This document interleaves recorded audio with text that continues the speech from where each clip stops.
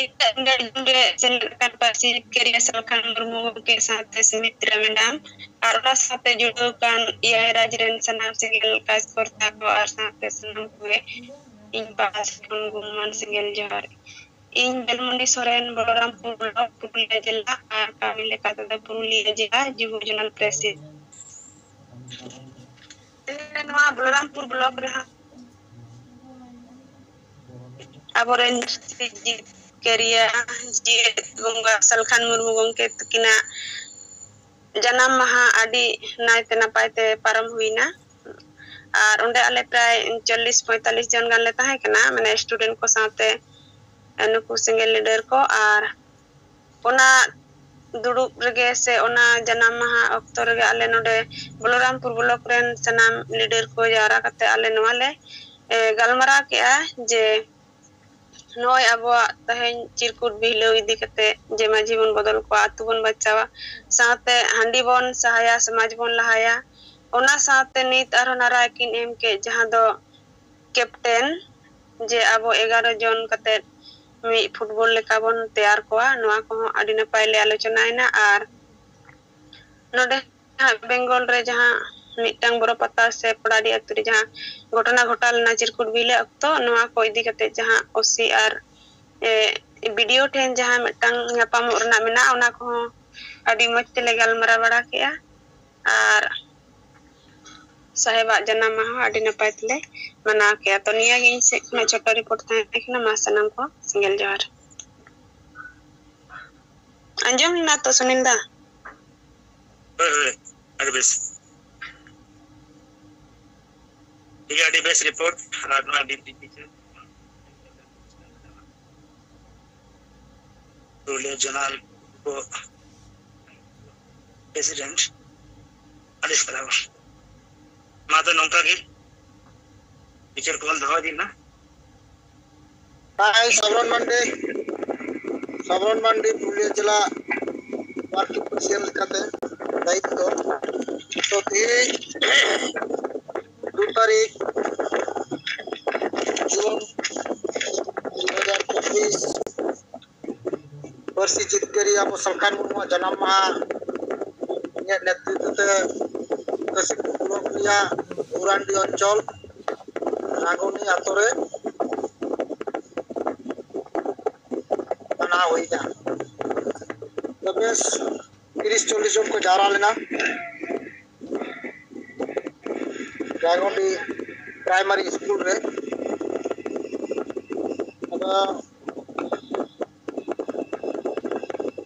अब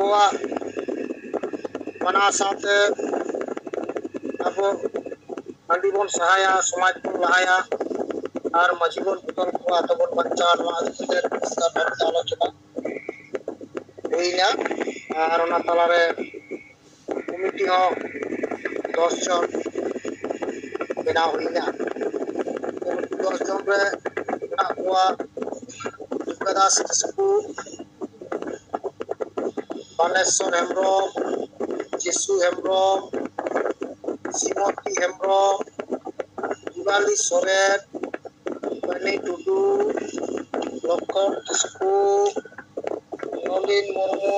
Waisor Murmu Bihari Asda नुकु आको जतो कथा को बुझ केते आबार दारायका रविवार आको को घोषणा किदा एकटा समय दारायका दिदारो क्लास लेका दिदा गालमराव आ जतो महिला ग्रुप 13 टी ग्रुप मेना को आला रांगनी आतरे ना को महिला को लई किदा आले को सनामोल नेता केले कुआ सनामोल नवा और ट्रेनिंग रे को जोरदार चोवा बोर एरवा को दायित्व को हटा के जहां लिस्ट कमिटी को है ना तो निया के रिपोर्ट है कना इन से खोज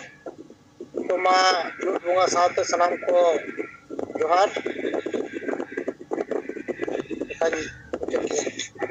आजम कना इया कथा आजम कना तो एडी बस आजम कना हेमानवा सिंगर जुम रे अब साहेब सला एआई राजरेन जहां तने अब जोड़ाव कान इन पाटो से गुणमान सिंगल जोहार इन सुनील हंसदा बागमुंडी ब्लॉक आतु दसका कमी लेकाते पुरुलिया छात्र मोर्चा प्रेसिडेंट और इन से तो नवा गे रिपोर्ट तेही नय आबो साहेबा जन्म माहा आले दसका आतु रे आडी बेस ले मनाव किया और आडी गान गेले ताहे कना और गलमरा के और उनका दो सिंगल कैप्टन दो हाँ इंगिंग हटाव के आंगी बार और उनका दो हाँ 10 जन नाम दो हुई ना और उनको को हाँ लगे चेष्टा दा जे मिमिटांग होल आरो उनको हाँ सिंगल कैप्टन बिना करते मिमिटांग उनको 10 जन माने जोगा हाँ नवा हाँ लगे चेष्टा दा और उना ये कते आले नोए लास्ट दो ले सोड़े के और तनाम को ले जम के जम कते ले हेजना तो नवा गे इन टे कोन खाटो माचा रिपोर्ट मा दौड़ाते सनाम को सिंगल जोहार से नोंडे इंकुली मिया अच्छा फर्स्ट बांग बोइरेना आम सिंगल कैप्टन दायित्व हत्ताव के और बाकी 10 जन कलकना अदो चलका मी हर के सिंगल कैप्टन बताओ के जिमा हाँ अदो उनको जो तो हर गे अदो इन यहाँ बिनाव करते उनको 10 जन और आरो उनको को अलग चेष्टा दा उनको को आरो हाँ 10 जन अते टीम बिनाव रखा अच्छा नौका ये नोंडे तो नौका लगती कना जे आपे तिना गान मेना पे जहां कि सिंगला नेता नीति रणनीति को बढ़ाया क्रिकेट को उनको तो सनम गे सिंगल कैप्टन या दायित्व हताव उचित कना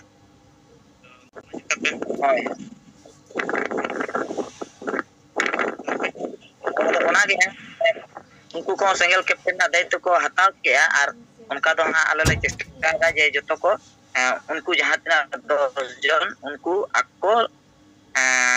आरो 10 जन कते हाँ को ओना कमिटी लेका कमिटी को बेरे रखाबा माने उनका अलग अलग चेष्टा है हाने नांडे कोन ले जोगाड़ को ओना गे ठीक है सर हाँ पुलिया जिला सिंगल छात्र मोर्चा सभापति सदर अपना नोंडे सर आबार जोहार अदर नोंका की आरो बिचार को बंद हो दिमा सनाम को जोहार तेहें जानम महा दिन रे आपे आदि संगे सिंगल रील नेता कार्यकर्ता समर्थक को और एटा चिन्ह को कते को से खोय जहां शुभ कामना पे एमत दिया ओना लगी इनसे खोय आदि आदि गुण मनाव सराव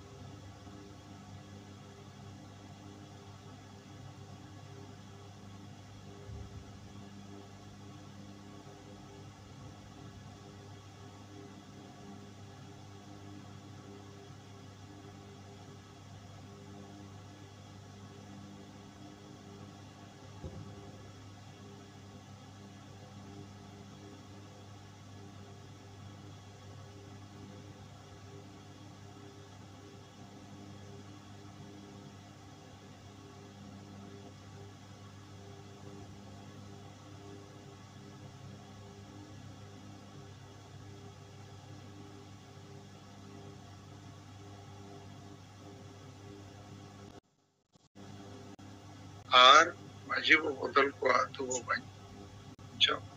चेदा 1 2 3 4 5 कारण को लैया को हड़ को आरना चिरकुट चेका गई गोटा बुहाटी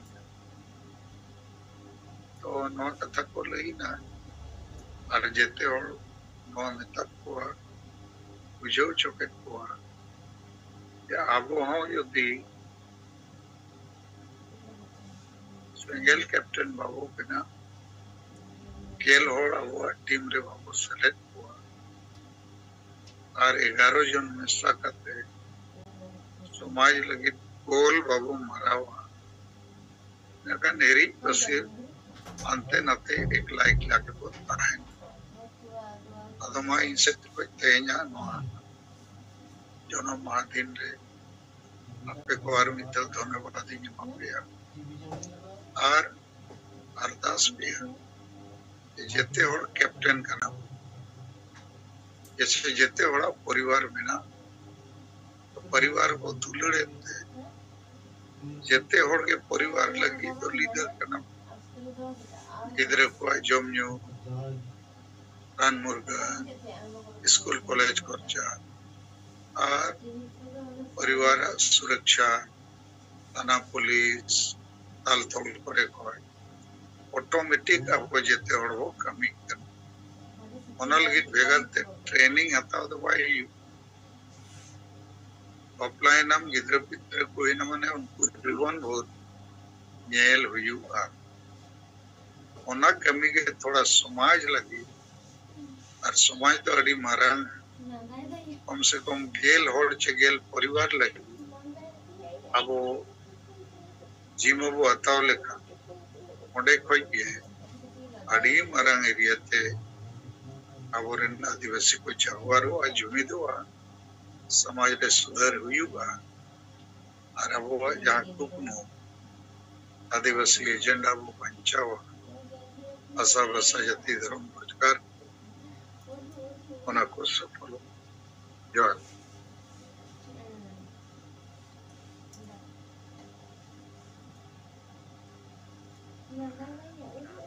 जोहार अरे सर मनवाए वो तलारे जीत बंगा नय कथा दो क्या रमा अब जन्म मास्टर को सकुन को मा सालाम को बन so रमा नोंका के अपन अपन विचार को रिपोर्ट को बन दो दिया मरंग टीम समाधान को राजभाषा मरंग और ना पाए और मरंग आदिवासी मुद्रे नय और कला रे जहां तिना बड़ी आ मेना ना सुधर कमी लगते नय एकमात्र ने आबई यो के संकल्प में नय न रखा बा कीमत के सला ओना साथ आबो टोना इमा उपना अब ओना लगते और जीवन करते कभी हमरा बुला तो ओनाते गमके तो नवा जन्म हा और दिसम मोर और सनम आदिवासी को कारण उनिया सपना तो अडी लटू ते आदिवासी को बंचा तो उनाते मेना तेरी लेकान दिन अपन अडी मरांग तार लगा को नाम करे नवा दिन तो हाटन आदिवासी से यहां तने मने आदिवासी को मेना पाना दिन दा अडी मने प्रशंसनीय गौरव दिन आदा आर उना साथे को अब कैप्टन को बना लेते नय आले हबीबपुर मालदा जोन रे ब्लॉक रे उंडे सिंगल नको कैप्टन ले तैयार के बा प्रत्येक अंचल रे जते न होयो नवा गलमरा होइछु और अलिन तेन नवा इंग्लिश बाजार रे जहां तिना अबोरन सिंगल कमिया मेना पा को कैप्टन ले उते कथा लिंग गलमरा कदा नजाराय कान नवा छुट्टी फटा जेल कते उनको सुना गलमरा होयो और बना रखा और तीन लेकान दिन अब ठेतो मरांग या गरब या दमा ने आटमची गालमरा दो कते मुची रहता बना मोदुलाते सलाम को जोहार खान आसाम उड़ीसा और बंगाल पर खन आबर लीडर को कार्यकर्ता को सेटलना और अड़ी बेस ते कथा तो मनावेना और गमके तबो कार्यकर्ता तलारे अड़ीगन कमी होरा को कथा को लई किया जे अब नितो जहाँ नवा कमी होरा बन सपड़ाव कर जहाँ गमके सेंगल कैप्टन बनाव करते अब तो अड़ी लगन अब सेंगल तकवा और उनको कैप्टन को अब जहाँ जिला रे कैप्टन को बनावना चे जोन रे चे ब्लॉक रे उनको कैप्टन को बनाव लेनखान अब गमके ठेन नुकु चेतान रे ट्रेनिंग बन एमा कुआ अब जहाँ रे नोका जुदी कैप्टन को बन सपड़ाव के 10 हर 20 हर 30 हर अब गमके ठेन अब माना रे बन खबर या कि आले निने तो माले निया हले चला कना एनखान लेकाते गमके ठेन तो नोडा अगु कते अब ट्रेनिंग बन एमा कुआ और अब जहाँ गमके आयुरते जहाँ आशा बांचा समाज रे सुधार अगु नवा कमी होरा अब तो अड़ी जोर ते लगा हुई अब और तबे नांग तो गमके तहन रे अब नवा को बांचाव दाड़ेया अतो ओना लेकाते मा तेहन नोडे ले मा संकल्प लेका हतावेना चाव चलो न तो अब अड़ी केटेज तबन कमिया और गमके आयुरते और नवा आशा बसा जाति धर्म समाज बन सुधारा बनाव रखाबा बांचावा ओना लेकाते तेना कार्यक्रम अड़ी बेस ताहे कना और नवा जहाँ गे बंगाल उड़ीसा आसाम झारखंड करे खन अब सेटल लेना अड़ी सरहा तो ठीक है खाटो मचाते नित जोखा दो इनका गे मा सलाम को जवाब।